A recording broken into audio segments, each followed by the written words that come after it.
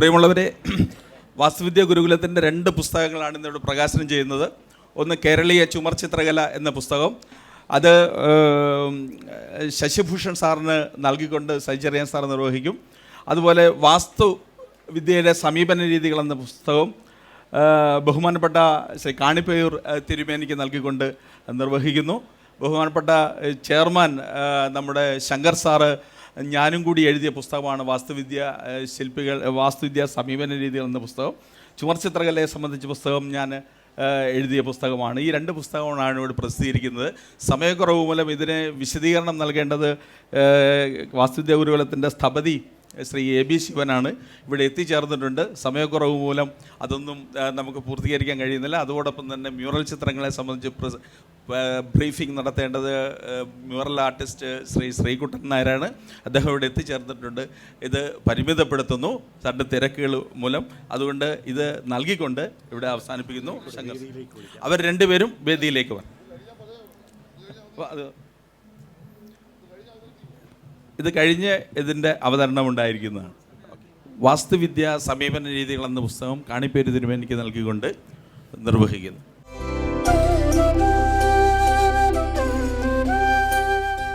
കേരളീയ ചുമർ ചിത്രകല കാലം, സംസ്കാരം, മാനവികത എന്ന പുസ്തകം ശശിഭൂഷൺ സാറിന് നൽകിക്കൊണ്ട് സൈചറിയാൻ സാർ നിർവഹിക്കുന്നു.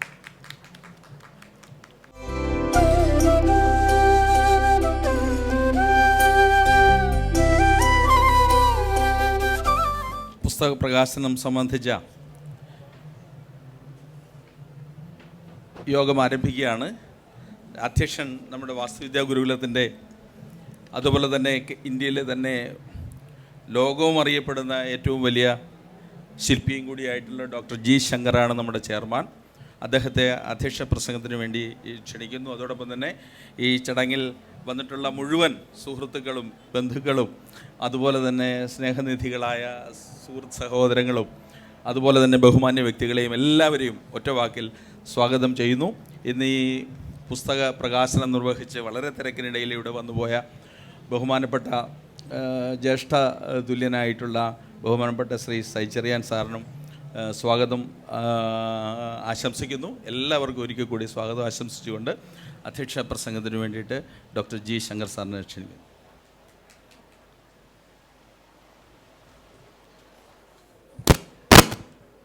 ഞങ്ങളുടെയൊക്കെ അക്ഷരഗുരുവും ഞങ്ങളുടെ വാസ്തുവിദ്യയുടെ കുലപതിയുമായ തിരുമേനി, ഈ വേദിയിലിരിക്കുന്ന എല്ലാവരും എത്രമേൽ കുലപതികളാണെന്ന് ഞാൻ പറയേണ്ട കാര്യമില്ല. കൺസർവേഷൻ്റെ ഇന്ത്യയിലെ അവസാനത്തെ വാക്കായിട്ടുള്ള ഡോക്ടർ വേലായുധൻ നായർ സാർ, അതേപോലെ ഏറ്റവും കേരളത്തിന് അഭിമാനമായിട്ടുള്ള ഡോക്ടർ MG ശശിഭൂഷൺ, നമ്മളുടെ സ്വന്തം executive director Shri Priyadarshan sir ഉൾപ്പെടെയുള്ള ശിവൻ ഉൾപ്പെടെയുള്ള വളരെ സമ്പന്നമായിട്ടുള്ള വേദിയാണ്. ഞാൻ ആദ്യമേ ഒരു കാര്യം പറയട്ടെ. നമ്മുടെ സാംസ്കാരിക വകുപ്പിൽ കഴിഞ്ഞ 5 വർഷം നടന്നിട്ടുള്ള ഏറ്റവും ശ്രേഷ്ഠമായ പ്രവർത്തനങ്ങൾ കാരണം എല്ലാ സാംസ്കാരിക സ്ഥാപനങ്ങളുടെയും മുഖച്ഛായ മാറ്റുന്ന രീതിയിൽ വലിയ പ്രവർത്തനങ്ങളാണ് നടന്നു വന്നിരിക്കുന്നത്. കഴിഞ്ഞ 5 വർഷത്തിൽ ഏറ്റവും അഭിമാനകരമായിട്ടുള്ള പ്രവർത്തനങ്ങളാണ് വാസ്തുവിദ്യ ഗുരുകുലം ഉൾപ്പെടെയുള്ള സാംസ്കാരിക സ്ഥാപനങ്ങൾ നടന്നിട്ടുള്ളത്. ഇതുവരെ ഇല്ലാത്ത രീതിയിലുള്ള ഒരു ഉണർവ് സൃഷ്ടിക്കുവാനായിട്ട് ഈ സ്ഥാപനങ്ങൾ കഴിഞ്ഞു എന്നുള്ളത് തീർച്ചയായും അഭിമാനകരമായിട്ട് ഓർത്തെടുക്കുന്ന ഒരു സമയം കൂടാണ്. ഇന്ന് പ്രകാശനം ചെയ്യുന്ന 2 പുസ്തകങ്ങൾ അത് സവിശേഷതയായിരുന്ന 2 പുസ്തകങ്ങളാണ്. അതിനെപ്പറ്റിയുള്ള വിശദവിവരങ്ങൾ ബാക്കിയുള്ളവർ പറയും, സമയക്കുറവൊന്നും പറയുന്നില്ല. ഒന്ന് വാസ്തുശാസ്ത്രത്തിൻ്റെ സമീപന രീതികളെക്കുറിച്ചുള്ള പുസ്തകമാണ്. അത് ഒരു സമാഹൃത ബന്ധമാണ്. പല ഈ രംഗത്ത് ഏറ്റവും പ്രശസ്തരായിട്ടുള്ളതും പരിണിതപ്രജ്ഞരമായിട്ടുള്ള പലരുടെയും അഭിപ്രായങ്ങളും ലേഖനങ്ങളുമൊക്കെ കോർത്തിണക്കിക്കൊണ്ടിട്ടുള്ള ഒരു വിജ്ഞാന ഗ്രന്ഥമായിട്ടാണ് ഈ വാസ്തുവിദ്യയുടെ സമീപന രീതികളെക്കുറിച്ച് കിടക്കുക. അതിനും ഒരു ചരിത്രപരമായ പശ്ചാത്തലമുണ്ട്. ഏറ്റവും കൂടുതൽ ചോദ്യങ്ങൾ ഉയരുകയും ഏറ്റവും കൂടുതൽ സംവാദങ്ങൾ ഉണരുകയും ചെയ്യുന്ന ഒരു മേഖലയാണ് ഈ വാസ്തുവിദ്യ. അതുകൊണ്ട് അതിനകത്തുള്ള ഒരു വഴികാട്ടിയായിട്ട്, ഒരു വഴിവിളക്കായിട്ട് ഈ പുസ്തകം മാറും എന്നുള്ളതിനെപ്പറ്റി അത്രയും ഗഹനമായിട്ടുള്ള അറിവുകളുടെ വലിയ ഒരു ശേഖരമാണ് ഈ പുസ്തകം. അതേപോലെ കേരളീയ ചുമർ ചിത്രകല തീർച്ചയായിട്ടും നമ്മുടെ സംസ്കാരത്തിൻ്റെ ഏറ്റവും വലിയ ഒരു പൈതൃകമാണ്, ഏറ്റവും അടയാളപ്പെടുത്തുകയാണ്. കേരളീയതയെ അടയാളപ്പെടുത്തുന്ന നമ്മുടെ ഒരു അഭിമാനമാണ് ഈ കലാരൂപം എന്ന് പറയുന്നത് ചുമർ ചിത്രകല. അതിൻ്റെ ചരിത്ര വഴികളിലൂടെയൊക്കെ വളരെ വിശദമായിട്ടുള്ളൊരു യാത്ര നടത്തുകയാണ്. അതിനെ അടയാളപ്പെടുത്തുകയാണ്. ഒരിക്കൽ കൂടി നിങ്ങളുടെ മനസ്സിനകത്ത് ഈ ചുമർചിത്രകല, കേരളീയ ചുമർചിത്രകലയെ അടയാളപ്പെടുത്തുന്ന വളരെ മനോഹരമായിട്ടുള്ള ഒരു ഗ്രന്ഥമാണ് ശ്രീ പ്രിയദർശൻ ആ ഗ്രന്ഥരചനയിലൂടെ നടത്തിയിരിക്കുന്നത്. അങ്ങനെ വളരെ സവിശേഷമായ വാസ്തുവിദ്യ ഗുരുകുലത്തിൻ്റെ പ്രവർത്തനങ്ങളുടെ ഈ വർഷത്തെ പ്രവർത്തനങ്ങളുടെ അവസാന ഘട്ടങ്ങളിൽ ഞങ്ങളുടെ ബുക്സ് പബ്ലിക്കേഷൻ ഈ 2 പുസ്തകങ്ങൾ സമർപ്പിക്കുകയാണ്. ഇതിൻ്റെ കൂടെ ഒരു കാര്യം കൂടെ പറയേണ്ടതുണ്ട്.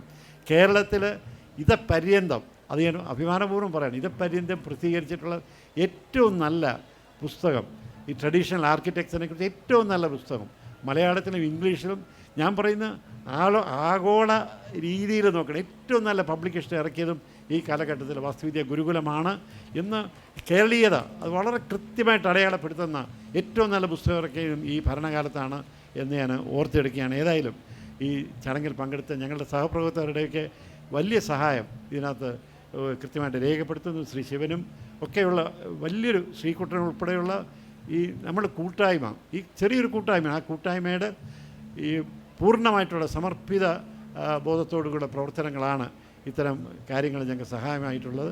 അതിന് നേതൃത്വം കൊടുക്കുന്ന ശ്രീ പ്രിയദർശനെ തീർച്ചയായിട്ടും ഓർത്തെടുക്കേണ്ടതുണ്ട്. ഇത് നിങ്ങളുടെ മുമ്പിൽ നിങ്ങളുടെ സമഗ്ര വായനയ്ക്ക് സമർപ്പിച്ചുകൊണ്ട് ഞാൻ എൻ്റെ അധ്യക്ഷ പ്രസംഗം നിർത്തുന്നു. നന്ദി, നമസ്കാരം. വാസ്തുവിദ്യ സമീപന രീതികൾ എന്ന പുസ്തകത്തെ സംബന്ധിച്ച് അതിൻ്റെ ഒരു ലഘു വിവരണം കോഴ്സ് കോർഡിനേറ്ററും ഗുരുകുലത്തിൻ്റെ സ്ഥപതിയും കൂടിയായിട്ടുള്ള ശ്രീ AB ശിവൻ നൽകും. അതിനായി അദ്ദേഹത്തെ സ്നേഹപൂർവ്വം ക്ഷണിക്കും.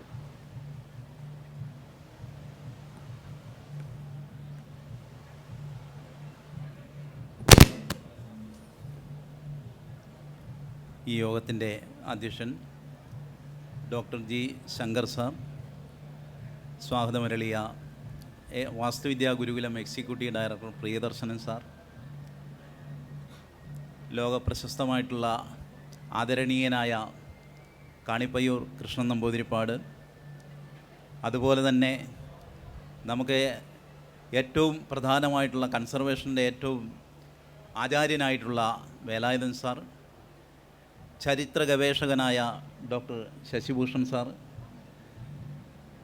ചുമർ ചിത്രകലയുടെ HOD ആയിട്ടുള്ള ശ്രീകുട്ടൻ സാർ, ഈ വേദിയെ ധന്യമാക്കുന്നതിനെത്തിയിട്ടുള്ള സദസ്സിലുള്ളവരെയും എല്ലാവർക്കും നമസ്കാരം.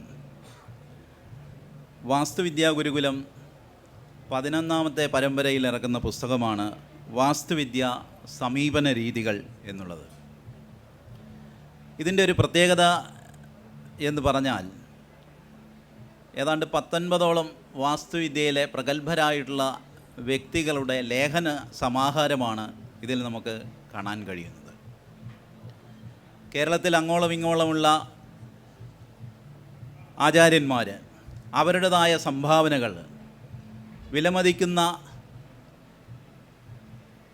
പാരമ്പര്യ ശാസ്ത്രത്തിൻ്റെ തനിമ ഉൾക്കൊണ്ടുകൊണ്ട് സാമൂഹ്യ സാംസ്കാരിക ആവാസ വ്യവസ്ഥകളെ വളരെ ലളിതമായി പ്രതിപാദിക്കുന്ന ഒരു ഗ്രന്ഥമാണ് വാസ്തുവിദ്യ സമീപന രീതികളെന്ന് പറയുന്നത്.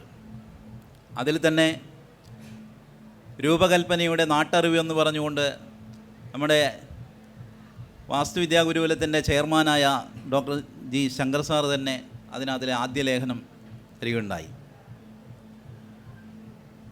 വാസ്തുവിദ്യയെ ഇത്രമാത്രം സ്നേഹിക്കുന്ന വാസ്തുശില്പിയായ അദ്ദേഹം വാസ്തുവിദ്യയുടെ സമഗ്ര വിഷയങ്ങളിലേക്ക് കടന്നുകൊണ്ട് വാസ്തുവിനെ ഏതെല്ലാം തരത്തിൽ നമുക്ക് ആധുനിക കാലത്ത് ഉപയോഗിക്കാം എന്നതിനെക്കുറിച്ച് അദ്ദേഹത്തിൻ്റെ ലേഖനത്തിൽ സൂചിപ്പിക്കുകയുണ്ടായി. മണ്ണിനോടും പ്രകൃതിയോടുമുള്ള ബന്ധം, അതുപോലെ തന്നെ സൗരോർജ സാന്നിധ്യവും പ്രകാശോർജവുമെല്ലാം ദിശകൾക്കനുസരണമായിട്ടാണ് വാസ്തുവിദ്യയിൽ പറഞ്ഞിരിക്കുന്നത് എന്ന് അദ്ദേഹം ആ ലേഖനത്തിൽ സൂചിപ്പിക്കുകയുണ്ടായി. നമുക്ക് ഈ പുസ്തകം വായിക്കുമ്പം അതിൻ്റെ കൂടുതലായിട്ടുള്ള വിഷയങ്ങളിലേക്ക് കടന്നു പോകാൻ പറ്റും. ഞാൻ ഓരോ ഭാഗങ്ങളായിട്ടൊന്ന് എടുത്തു പറയുകയാണ്. അദ്ദേഹത്തിൻ്റെ ലേഖനമാണ് നമുക്കിതിനകത്തിൽ ആദ്യം നമുക്ക് കൊടുത്തിട്ടുള്ളത്. രണ്ടാമത് ക്ഷേത്രഘടനയെക്കുറിച്ച് പറയുമ്പോൾ നമ്മുടെ വാസ്തുവിദ്യയുടെ കുലപതിയായിട്ടുള്ള ശ്രീ കാണിപ്പയ്യൂർ കൃഷ്ണൻ നമ്പൂതിരിപ്പാട് ആചാര്യൻ അറിവുകളെക്കുറിച്ചാണ് ആദ്യം പ്രതിപാദിക്കുന്നത്. ഋക്ക്, യജസ്, സാമം, അഥർവം എന്നീ 4 വേദങ്ങളിലുള്ള ആ ജ്ഞാനവിജ്ഞാനങ്ങളെ അതിൽ നിന്ന് അഥർവവേദത്തിൽ നിന്നിൻ്റെ ഉപവേദമായ സ്ഥാപത്യവേദത്തെക്കുറിച്ച് വളരെ വ്യക്തമായി മനസ്സിലാക്കി തരികയും ഞാൻ ആരാണ്, ഞാൻ ഉണ്ടായതെങ്ങനെയാണ് എന്ന അച്ഛൻ്റെയും അമ്മയുടെയും ആ ഒരു തുടക്കം തുടങ്ങി വേദങ്ങളിലെ അറിവുകൾ എങ്ങനെയാണ് ഉണ്ടായത് എന്ന് തൊട്ട് അത് ക്ഷേത്രഘടനയിലേക്ക് എങ്ങനെ വന്നു, ക്ഷേത്രങ്ങൾ എന്താണ്, ക്ഷേത്രത്തിൻ്റെ സമഗ്രമായ വിഷയങ്ങളെക്കുറിച്ച് വളരെയധികം ആ ലേഖനത്തിൽ പ്രതിപാദിക്കുന്നുണ്ട്. നമുക്ക് നല്ലൊരു ലേഖനമാണത്. അതും ഇതിൻ്റെ 2ാമത്തെ ഭാഗത്തിലുണ്ട്. കേരളീയ വാസ്തുശില്പ ചിന്തകൾ എന്ന് പറഞ്ഞ് അടുത്ത ഒരു വിഷയം പറയുന്നുണ്ട്.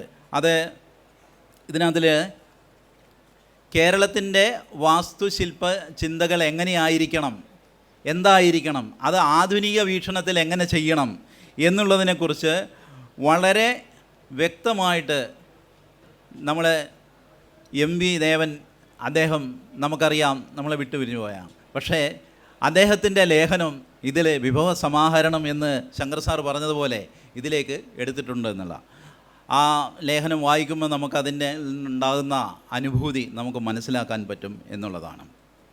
അതുപോലെ തന്നെ കേരളത്തിൻ്റെ ഭവന നിർമ്മാണത്തെക്കുറിച്ച്, പ്രാചീനമായിട്ടുള്ള ഭവനങ്ങളുടെ പ്രത്യേകതകൾ എന്താണ്, പ്രത്യേകിച്ച് കേരളത്തിൻ്റെ കാലാവസ്ഥയ്ക്ക് അനുയോജ്യമായ വിഷയങ്ങൾ എന്തൊക്കെയാണ്, അതിനെക്കുറിച്ചൊക്കെ സമഗ്രമായിട്ട് പ്രതിപാദിക്കുന്ന ഒരു ലേഖനവും നമുക്കിതിൽ കാണാൻ പറ്റും.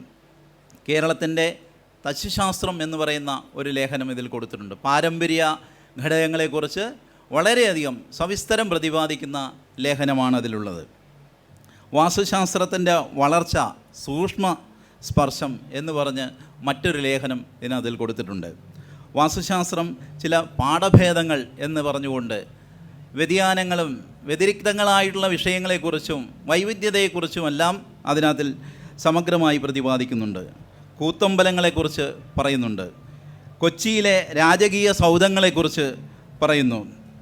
കേരളത്തിലെ പരമ്പരാഗത നാലുകെട്ടുകളെക്കുറിച്ച് വളരെ വ്യക്തമായിട്ട് ഇതിനകത്തിൽ പ്രതിപാദിക്കുന്നുണ്ട്. വാസ്തുവിദ്യയും വാസ്തുശാസ്ത്രവും ഒരാമുഖം എന്ന ഒരു ലേഖനം നമുക്കിതിനകത്തിൽ വ്യക്തമായി കാണാം. ഞാൻ സമയക്കുറവ് മൂലം ഇത് കൂടുതലായി ഇതിൻ്റെ വിഷയങ്ങളിലേക്ക് കടന്നു പോകുന്നില്ല.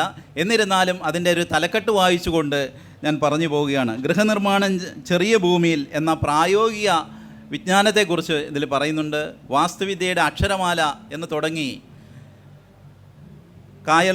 കായലാടിൻ്റെ അദ്ദേഹത്തിൻ്റെ ഒരുപാട് ലേഖനങ്ങളെ സമാഹരിച്ചുകൊണ്ട് അതിനെ എഡിറ്റ് ചെയ്തുകൊണ്ട് ഇതിനകത്തിൽ അതിൻ്റെ സമഗ്രമായിട്ടുള്ള ഒരു ഗദ്യരൂപം നമുക്ക് ഇതിനകത്തിൽ കൊടുത്തിട്ടുണ്ട്. അതുപോലെ ക്ഷേത്ര നിർമ്മാണവും ശില്പകലയും എന്ന വിഷയത്തെക്കുറിച്ച് പറയുന്നുണ്ട്. സുഖഭവനത്തെക്കുറിച്ച് പറയുന്നുണ്ട്.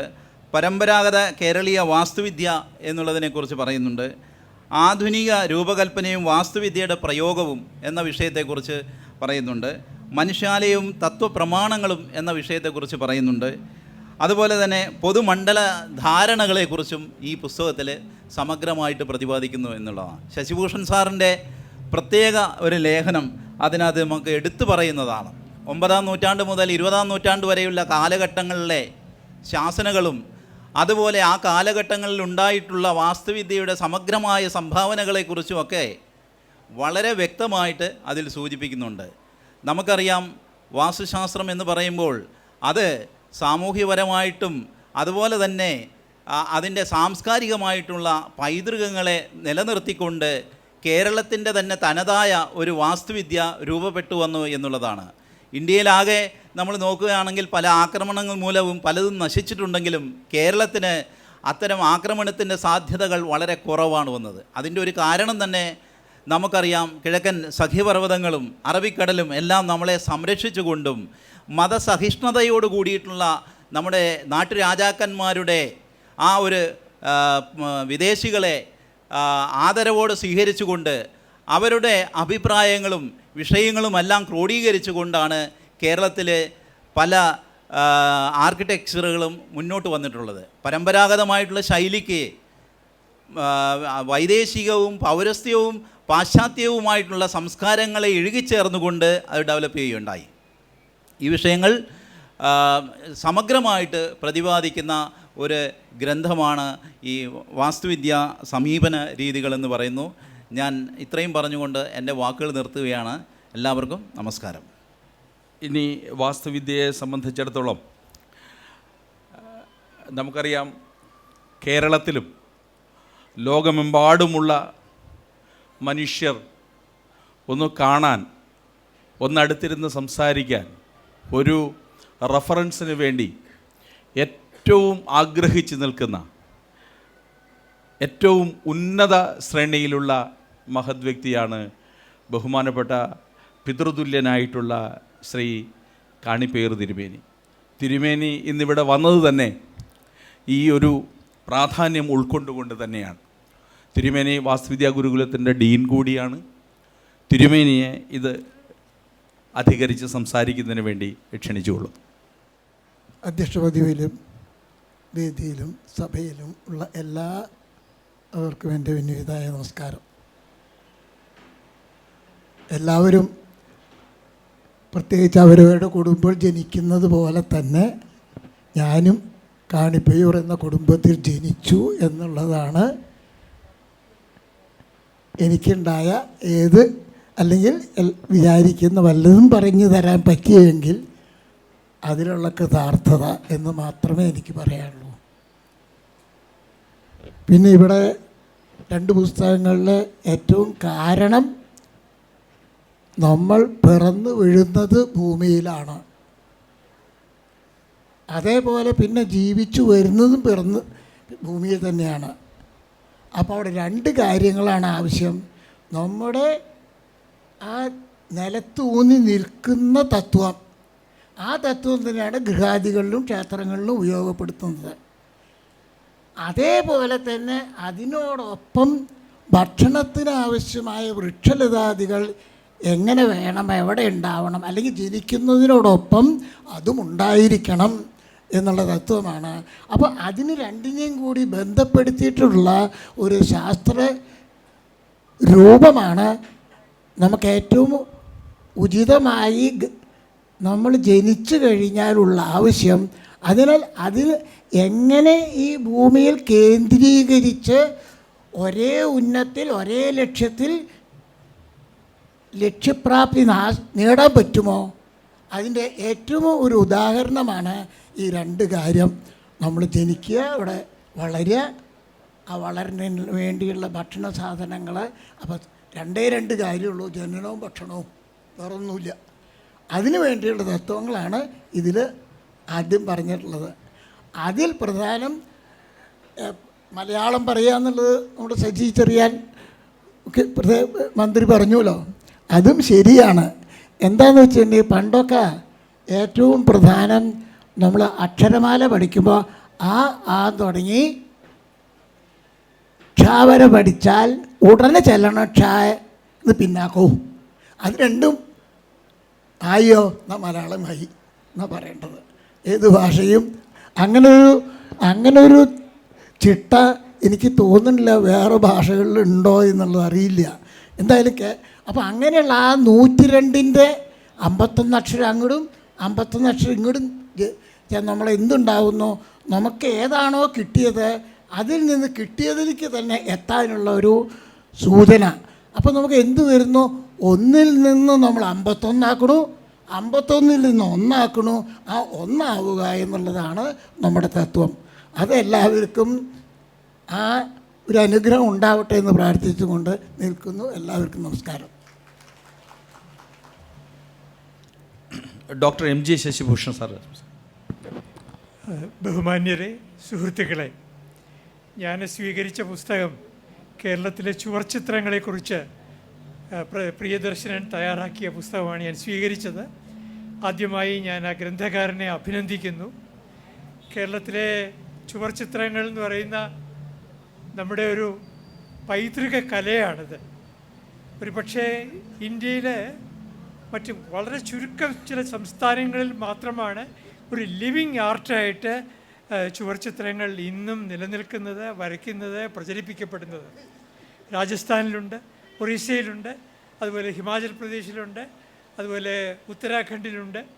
പിന്നെ ഇങ്ങോട്ടേക്ക് വന്നാൽ ദക്ഷിണേന്ത്യയിലെ മറ്റ് പല സംസ്ഥാനങ്ങളിലും ആ പ്രാചീന ചിത്രകലയിൽ നിന്നൊക്കെ പാടെ വ്യതിചലിച്ചിട്ടുള്ള ഒരു ആലേഖനങ്ങളാണ് ഇപ്പോൾ അവിടെ നടക്കുന്നത്. എന്നാൽ നാം ആകട്ടെ ആ പൈതൃകത്തെ അമൂല്യമായ ഒരു നിധിയായിട്ട് കാത്തു സൂക്ഷിക്കുന്നു. ഇന്ന് കേരളത്തിലെ ചുവർച്ചിത്ര രചനയുടെ പേരിൽ പല ഓൺലൈൻ കോഴ്സുകൾ നടക്കുന്നുണ്ട്. നിർഭാഗ്യവശാൽ ഈ ഓൺലൈൻ കോഴ്സുകൾ പഠിക്കുന്നവരും യഥാർത്ഥ ചുവർച്ചിത്ര കലയുടെ ആത്മാവിൽ നിന്നൊക്കെ വളരെ ദൂരം വിട്ടുപോയിക്കൊണ്ടിരിക്കുകയാണ്. അങ്ങനെ പോകാതിരിക്കുവാൻ തീർച്ചയായിട്ടും ആറന്മുള വാസ്തുവിദ്യ ഗുരുകുലം ചെയ്യുന്ന സംഭാവനകളെ വളരെ ആഹ്ലാദത്തോടെയും പ്രതീക്ഷയോടെയും കാണുന്ന ഒരു വ്യക്തിയാണ് ഞാൻ. ആ സ്ഥാപനവുമായിട്ട് ഈ അടുത്ത കാലത്ത് വളരെ സജീവമായി സഹകരിക്കുന്നുണ്ട്. തുടർന്നും ആ ബന്ധം തുടരുക തന്നെ ചെയ്യും. നമുക്ക് ഈ അമൂല്യ പൈതൃകത്തിൻ്റെ സവിശേഷത, ചുവർച്ചിത്രകല എന്ന് പറഞ്ഞാൽ അത് വാസ്തുശില്പത്തിൻ്റെ ഭാഗമായിട്ട് രൂപം കൊണ്ടതാണ്. ദാരുശില്പങ്ങളാണെങ്കിലും ചുവർച്ചിത്രങ്ങളാണെങ്കിലും. അതുകൊണ്ട് വാസ്തുവിദ്യ ഗുരുകുലം തന്നെയാണ് ഈ ദാരുശില്പങ്ങളെയും ചുവർച്ചിത്രങ്ങളെയും പ്രചരിപ്പിക്കേണ്ടതും പ്രോത്സാഹിപ്പിക്കേണ്ടതും. എനിക്കൊരു വിനീതമായ ഒരു അപേക്ഷ കൂടി ഈ സന്ദർഭത്തിലുണ്ട്. ഈ ഭരണസമിതി ഒരു ദാരുശില്പത്തിൻ്റെ പഠന കോഴ്സും കൂടി അവിടെ ആരംഭിക്കണമെന്ന്. കാരണം അതിനും വളരെയേറെ വെള്ളം ചേർത്ത് മായം ചേർത്തുകൊണ്ടിരിക്കുകയാണ്. ഒരു പക്ഷേ ചുവർച്ചിത്രങ്ങളെ പോലെ തന്നെ കേരളീയതയുടെ ഒരു ജീനിയസ് നമുക്ക് കാണാൻ പറ്റും ഈ ദാരുശില്പ കലയിലും. അപ്പോൾ ആ ദാരുശില്പങ്ങളും ചുവർച്ചിത്രങ്ങളെ പറ്റിയൊക്കെ കൂടുതൽ പുസ്തകങ്ങൾ ഉണ്ടാകട്ടെ. ദാരുശില്പങ്ങളെ പറ്റിയും ഒരു പുസ്തകം ഉടനെ തന്നെ ഞാൻ പ്രതീക്ഷിക്കുകയാണ്. ഇതിൻ്റെ മുന്നിൽ നിന്ന് പ്രവർത്തിച്ചവരെ ഞാൻ അഭിമാനത്തോടെ അവർക്ക് ആശംസകൾ നേരുന്നു.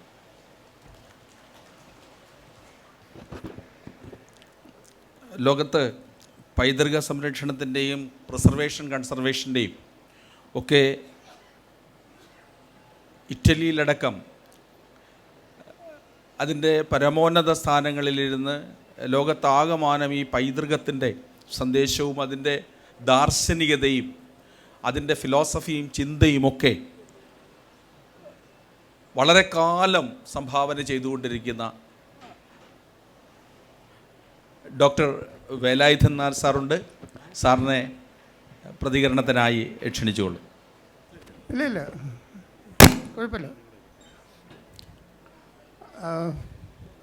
ഞാനിപ്പോൾ ഒരു റീബർത്ത് എന്ന് പറയുന്ന ഒരു ക്യാൻസർ ഇതിൽ കഴിഞ്ഞ് അതിൻ്റെ സക്സസ്ഫുള്ളായിട്ട് അതിജീവിച്ച് നിമിഷത്തിലാണ് ആദ്യമായിട്ട് പങ്കെടുക്കുന്ന ഒരു ചടങ്ങാണ്. ഈ പ്രദർശൻ സാർ വിളിച്ചപ്പോൾ എനിക്ക് വരാതിരിക്കാൻ നിവൃത്തിയില്ലായിരുന്നു. പക്ഷേ ഇതിനകത്ത് ഈ പൈതൃക സംരക്ഷണവും ഇത് നോക്കും അതിൻ്റെ ഇമ്പോർട്ടൻസ്. കാരണം ഞാൻ റോമിൽ ഇൻ്റർ ഗവൺമെൻറ്റൽ ഓർഗനൈസേഷനായ ഇക്രോം അതിൻ്റെ 1960 സ്ഥാപിച്ച ഇക്രോം എന്ന് പറയുന്ന ഒരു ഇൻ്റർ ഗവൺമെൻറ്റൽ ഓർഗനൈസേഷനുണ്ട്. അതാണ് അതിൻ്റെ സ്ഥാപകത്തിൻ്റെ ഉദ്ദേശം മ്യൂറൽ പെയിൻറ്റിങ്, ഈ ട്രഡീഷണൽ ആർക്കിടെക്ചർ. ഈ ട്രഡീഷണൽ പൈതൃക ആർക്കിടെക്ചർ എന്നതും മ്യൂറൽ പെയിൻറ്റിങ്സും ആ സ്ഥാപനത്തിൻ്റെ പ്രധാന ഉദ്ദേശങ്ങളിലൊന്നായിരുന്നു. അതിൻ്റെ വൈസ് പ്രസിഡൻ്റായി 10 വർഷം സേവനം അനുഷ്ഠിക്കാനായിട്ട് എനിക്കൊരു ഭാഗ്യമുണ്ടായിട്ടുണ്ട്. അതിനകത്ത് അപ്പോൾ ഈ പൈതൃക സംരക്ഷണവും ഈ പൈതൃകം ദറ്റ് ഈസ് ട്രഡീഷണൽ അതിൻ്റെ ഇമ്പോർട്ടൻസ് നമ്മളിപ്പോഴും നല്ല രീതിയിൽ മനസ്സിലാക്കിയിട്ടുണ്ടോ, അതിന് വേണ്ടത്ര പ്രാധാന്യം നൽകിയിട്ടുണ്ടോ എന്ന് നമുക്ക് ചിന്തിക്കേണ്ടിയിരിക്കുന്നു. ഈ ഇമ്പോർട്ടൻസ് ഈ ആർക്കിടെക്ചർ അതിന് ഏറ്റവും കൂടുതൽ ലോകത്തിൽ മുഴുക്കൻ ഇക്രോം അതിന് ആദ്യത്തെ കോഴ്സ് ഇക്രോം യുനെസ്കോ കോഴ്സാണ്. ഇക്രോമിൻ്റെ മ്യൂറൽ പെയിൻറ്റിങ് അവർക്ക് പ്രധാനമായിട്ടുണ്ടായിരുന്നത് ഇക്രോം ട്രഡീഷണൽ ആർക്കിടെക്ചറൽ കൺസർവേഷൻ, പിന്നുണ്ടായിരുന്നത് മ്യൂറൽ പെയിൻറ്റിങ്സ്, പിന്നെ സയൻറ്റിഫിക് കൺസർവേഷൻ. ഈ 3 ശാഖകളാണ് ഉണ്ടായിരുന്നത്. ആ സ്ഥാനത്ത് എനിക്കൊരു ഭാഗ്യം കിട്ടി. ഞാൻ NRLC ഡയറക്ടറായിരുന്നപ്പോൾ അതിൻ്റെ ഒരു കോഴ്സ്, മ്യൂറൽ പെയിൻറ്റിങ്സിൻ്റെ കോഴ്സ് റോമിൽ നിന്ന് അത് അതേ കോഴ്സ് അതേ രീതിയിൽ ഈ ഇന്ത്യയിൽ കൊണ്ടുവരികയും അത് ലക്നൗ നാഷണൽ റിസർച്ച് ലബോറട്ടറി കൺസർവേഷനിൽ നടത്തുകയും ചെയ്തു. ആ കോഴ്സിൽ ഡോക്ടർ ശശിഭൂഷൺ അദ്ദേഹം നമ്മുടെ കോഴ്സിന് അന്ന് വന്നിരുന്നു. അന്ന് അദ്ദേഹം ആ കോഴ്സിന് വരികയും അന്ന് ഗുരുവായൂരിൽ നിന്ന് പെയിൻറ്റിങ്സിൽ കൃഷ്ണൻകുട്ടി നായർ സാർ അദ്ദേഹത്തിൻ്റെ ശിഷ്യൻ അദ്ദേഹം വന്നിരുന്നു. അതിനകത്ത് നമ്മുടെ ഒരു റീജിയണൽ കോഴ്സാണെങ്കിലും അന്നത്തെ കോഴ്സിൽ ചുവർച്ചിത്രങ്ങൾ അവിടെ വെച്ച് വരച്ചു അതിൻ്റെ ഇമ്പോർട്ടൻസ് മനസ്സിലാക്കി കൊടുത്തു. അത് വളരെ സക്സസ്ഫുള്ളായിട്ടുള്ള കോഴ്സായിരുന്നു. ഇന്ത്യയിൽ വെച്ച് നടത്താനായിട്ടുള്ളൊരു ഭാഗ്യം കിട്ടിയിട്ടുണ്ട്. അപ്പോൾ ഈ ട്രഡീഷണൽ ആർക്കിടെക്ചർ, പൈതൃകം എന്ന് പറയുന്ന വാക്ക്, എന്ന് പറയുന്ന ഇത് ഏറ്റവും വാസ്തുവിദ്യാ ഗുരുകുലം ചെയ്യുന്ന രീതി വളരെ അധികം അഭിനന്ദനാർഹമാണ്. പക്ഷേ ഇത് പോരാ. ഇത് മാത്രമാണോ? ഇത് പൈതൃക സംരക്ഷണം, ട്രഡീഷണൽ ഈ കൺസർവേഷനല്ല, ഈ ട്രഡീഷണൽ ആർക്കിടെക്ചർ, ഇതിനൊരു വാസ്തുവിദ്യാ ഗുരുകുലം ഈ സ്ഥിതിയിൽ പ്രവർത്തിച്ചാൽ പോരാ. ഇതൊരു ഡീംഡ് ഒരു യൂണിവേഴ്സിറ്റി തന്നെ ആകണം. ഇതിന് ഗവേഷണ ശാഖ വേണം. ഇതിനകത്തൊരു യൂണിവേഴ്സിറ്റിയായിട്ട് കേരളത്തിൽ അതിന് ഏറ്റവും വളരാൻ ചാൻസുള്ള, ഏറ്റവും കൂടുതൽ വളരാൻ ചാൻസ് ഉള്ളതും അതിന് ഏറ്റവും കൂടുതൽ ഇമ്പോർട്ടൻസുമായിട്ടുള്ള ഒരു ശാഖയാണ് ഇതിൻ്റെ ട്രഡീഷണൽ ആർക്കിടെക്ചർ, പൈതൃകം സംരക്ഷണം. അപ്പോൾ അതിനകത്ത് ഇപ്പോൾ ചെയ്യുന്ന പ്രവൃത്തി ഇത് കണ്ടിന്യൂ ചെയ്ത് ഇതൊരു യൂണിവേഴ്സിറ്റി ലെവലിലെത്തിക്കണമെന്നും അത് എത്തിക്കാനായിട്ടുള്ള പ്രയത്നം ശങ്കർ സാറിൻ്റെ നേതൃത്വത്തിൽ നടക്കുമെന്നും അത് സക്സസ്. ഇപ്പോൾ കാണിപ്പയ്യൂർ തിരുമേനി അദ്ദേഹം ഞാൻ പത്മനാഭസ്വാമി ക്ഷേത്രത്തിൽ ആർക്കിടെക്ട് എൻ്റെ ഒരു ഭാഗ്യത്തിന് അദ്ദേഹത്തിന് ഞാൻ സുപ്രീം കോടതി എന്നെ ചെയർമാൻ അതിൻ്റെ എക്സ്പെർട്ട് കമ്മിറ്റിയുടെ ആളാക്കി. അപ്പോൾ കാണിപ്പയ്യൂർ അദ്ദേഹം അവിടെ വന്നിരുന്നു. അദ്ദേഹത്തിൻ്റെ അടുത്ത് ഇതിൻ്റെ സംരക്ഷണത്തെ ചോദിച്ചപ്പോഴത്തേ അദ്ദേഹം പറഞ്ഞു, ഒരു അളവ് മാത്രം മതി, ബാക്കി അളവെല്ലാം ഞാൻ പറഞ്ഞു തരാം. കാരണം ട്രഡീഷണൽ ആർക്കിടെക്ചർ അത്രയ്ക്കും തിരുമേനിയുടെ അന്ന് അതിശയിച്ചു പോയി. പക്ഷേ അതിൽ ഒരു അടുകിട വ്യത്യാസം വരാതെ ഒരു അളവെടുത്തതിന് ശേഷം അദ്ദേഹം അത്രയ്ക്ക് നോളജബിൾ ആണ്. ഇപ്പോഴത്തെ ആ ശാഖ നമ്മൾ മറന്നു പോരുത്. ഇപ്പോൾ പ്രിയദർശൻ സാർ ഇതിനകത്ത് വന്നതിന് ശേഷം ഇതിനകത്ത് ഇമ്പോർട്ടൻസ് എടുക്കുന്നത് കണ്ടും ഇതിനെപ്പറ്റി ഒരു പുസ്തകം രചിച്ചു. അത് വളരെയധികം സന്തോഷമുണ്ട്. അത് വളരെയധികം ഇതിൻ്റെ സംരക്ഷണത്തിന് ഇതിന് പ്രയോജനം ചെയ്യും എന്ന് എനിക്ക് കാര്യമായിട്ട് ചെയ്യാൻ സാധിക്കും. ഈ ശാഖ കേരളത്തിൽ അതിൻ്റെ ഇമ്പോർട്ടൻസ് നമ്മൾ ശരിക്കും മനസ്സിലാക്കും. ഇത് ലോകത്തിൽ ഈ സാറിനറിയാമായിരിക്കും ICCROM course, that is the basic course and the most important course in traditional architecture. അത് ഇക്രോം കോഴ്സ് ഇക്രോം കോഴ്സ് പഠിച്ചാൽ അത് നമ്മൾ എല്ലാം ഞാൻ അവിടുത്തെ സ്റ്റുഡൻ്റ് ആയിട്ടുണ്ട്. എനിക്ക് ഇക്രോമിൽ ആദ്യം സ്റ്റുഡൻ്റ് ആകാനും പിന്നെ അവിടുത്തെ ഫാക്കൽറ്റി ആകാനും പിന്നെ അതിൻ്റെ വൈസ് പ്രസിഡൻ്റ് വരെ എത്താനായിട്ടുള്ള ഒരു ഭാഗ്യം സിദ്ധിച്ചതുകൊണ്ടാണ് ഞാൻ പറയുന്നത് ഈ ശാഖ നമ്മുടെ കേരളത്തിൽ വളർത്തിയെടുക്കണം.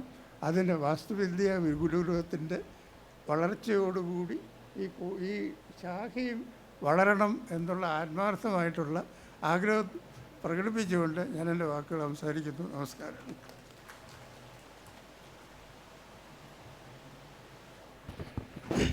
ഗുരുകുലത്തിൻ്റെ mural artist Shri Sreekuttan Nair. Priyadarshan sir വാസ്തുവിദ്യാ ഗുരുകുലത്തിൻ്റെ എക്സിക്യൂട്ടീവ് ഡയറക്ടറായിട്ട് ചാർജ് എടുത്ത് 3 വർഷം കൊണ്ട് അദ്ദേഹം അവിടുത്തെ ഗഹനമായ 2 വിഷയത്തെക്കുറിച്ച് 2 പുസ്തകങ്ങൾ രചിച്ചു. അതിൽ നിന്ന് തന്നെ ആ വിഷയങ്ങളിൽ അദ്ദേഹത്തെ എത്രത്തോളം ആഴത്തിൽ സ്വാധീനിച്ചു എന്നുള്ളതിൻ്റെ തെളിവാണ് നമ്മളിവിടെ ഈ 2 പുസ്തകങ്ങൾ ഇന്ന് പ്രകാശനം ചെയ്തത്. കേരളീയ ചുവർച്ചിത്രകല എന്ന പുസ്തകത്തെ നമ്മൾ പരിചയപ്പെടുമ്പോൾ കേവ് ചിത്രങ്ങൾ മുതൽ ലോക രാഷ്ട്രങ്ങളിലെല്ലാം പടർന്നു കിടക്കുന്ന ആ കലയുടെ അതിനെ ക്രോഡീകരിച്ച് കൊണ്ടുവന്ന് ഭാരതീയ കലകളിലൂടെ കൊണ്ടുവന്ന് കേരളീയ ചുവർച്ചിത്രകല അത് സംസ്കാരവുമായി എങ്ങനെ ബന്ധപ്പെട്ട് നിൽക്കുന്നു, അത് ചരിത്രത്തിൻ്റെ ഭാഗമായി എങ്ങനെ നിൽക്കുന്നു, അത് കാലവുമായി എങ്ങനെ ബന്ധപ്പെട്ട് നിൽക്കുന്നു, അത് മാനവീയത അതുമായി എങ്ങനെ നിൽക്കുന്നു. അത് ഞാൻ പുസ്തകത്തെക്കുറിച്ച് കൂടുതൽ പറയുന്നില്ല. എല്ലാവരും പുസ്തകം വാങ്ങിക്കുക, അത് വായിക്കുക. 2 രീതിയിൽ ഇത് ഉപകാരപ്പെടും. ചിത്രകല പഠിക്കുന്നവർക്ക് ഇത് കൂടുതൽ ആഴത്തിലേക്ക് ചെന്നെത്തുന്നതിന് വേണ്ടിയുള്ള ചുമർച്ചിത്രകലയുടെ എല്ലാ ഭാഗങ്ങളെയും ടച്ച് ചെയ്തുകൊണ്ടാണ് പോകുന്നത്. അതേപോലെ തന്നെ നമ്മുടെ ഈ സംസ്കാരത്തെ അടുത്തറിയാൻ ചിത്രകലയുമായി ബന്ധമില്ലാത്ത നിങ്ങൾക്കിത് വായിക്കുമ്പോൾ തീർച്ചയായും മനസ്സിലാവും.